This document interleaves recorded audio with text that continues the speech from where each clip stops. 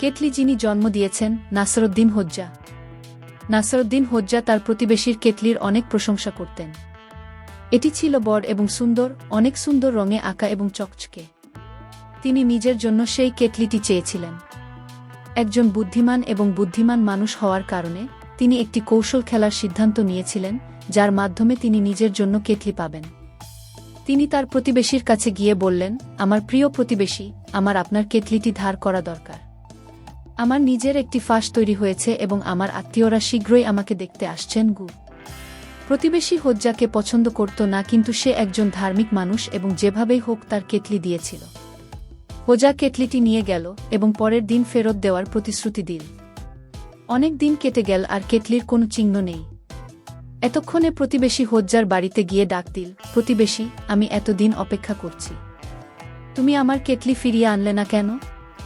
হোজ্জা জবাব দিল, ওরে বন্ধু, আপনি একটি চমৎকার সময়ে আসেন। আপনার কেটলিটি আসলে একটি নাজুক অবস্থায় ছিল এবং সে একটি ছোট কেটলির জন্ম দিয়েছে।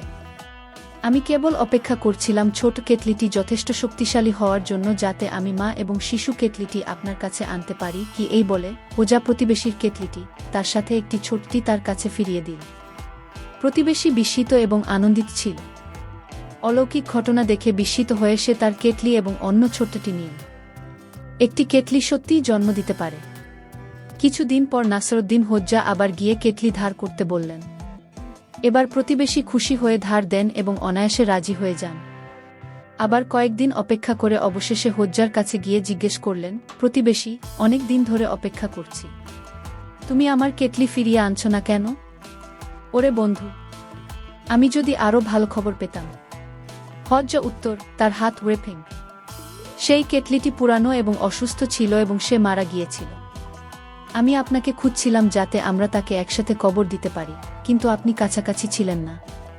তার মৃতদেহ পচতে শুরু করেছিল, তাই শেষ পর্যন্ত আমি আরও কিছু লোককে খুঁজে পেয়েছি এবং আমরা তাকে একসাথে কবর দিয়েছিলাম।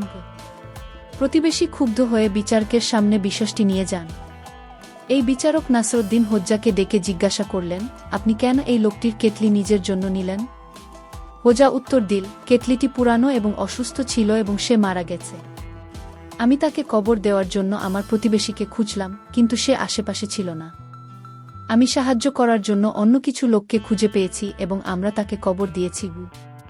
এটা কি? বিচারক বলে উঠলেন, একটি কেটলি মারা সম্ভব? হ্যাঁ, একটি কেটলি যদি একটি শিশু কেটলি জন্ম দিতে পারে, এটি মারাও যেতে পারে। যা জন্মায় তা শেষ পর্যন্ত মারা যায়। বিচারক হতবাক হয়ে গেলেন এবং তিনি পুরো ঘটনা জানতে চাইলেন। হোজ্জা কেটলির অন্তর্ধানের দিকে পরিচালিত সমস্ত ঘটনা বর্ণনা করেছেন। প্রতিবেশী লজ্জায় মাটির দিকে তাকাল। বিচারক হাসলেন এবং বুঝতে পারলেন হোজ্জা খুবই বুদ্ধিমান লোক এবং সিদ্ধান্ত নিল হোজ্জাকে কেটলি দিতে হবে। এই কাহিনীটি সত্যিই হাস্যরস ও বুদ্ধিমত্তার সুন্দর উদাহরণ। নাসরউদ্দিন হোজ্জার কৌতুকপূর্ণ মনোভাব ও চতুরতা এখানে খুব ভালোভাবে প্রদর্শিত হয়েছে। হোজ্জার কেটলির জন্ম গিয়ে ও মৃত্যু এর কৌতুকপূর্ণ ব্যাখ্যা তার সম্বন্ধে আমাদের ধারণা আরও পরিষ্কার করে দেয়। প্রতিবেশীর কাছ থেকে কেটলি ধার নিয়ে হোজ্জা কেটলির সঙ্গে একটি ছোট কেটলি তৈরি করার পর তার মৃত্যুর কাহিনী ফাঁস করে নিজের কৌশল সফলভাবে প্রয়োগ করে। হোজ্জার এই বুদ্ধিমত্তা ও কৌতুকপূর্ণ আচরণের মাধ্যমে তিনি যে একটি সামাজিক সমস্যা সমাধানের চেষ্টা করেছেন তা একটি বড় পাঠ দেয়। এটি শেখায় যে একটি সমস্যার সৃষ্টিকর্তাকে প্রভাবিত করার জন্য কৌতুক ও বুদ্ধিমত্তার ব্যবহার কতটা কার্যকর হতে পারে। বিচারকের সিদ্ধান্ত এতে একটি গুরুত্বপূর্ণ বার্তা বহন করে, বুদ্ধিমত্তা ও বিবেচনার মাধ্যমে সমস্যার সমাধান করা উচিত এবং এর মাধ্যমে একজন ব্যক্তি তার ক্ষমতা প্রমাণ করতে পারে।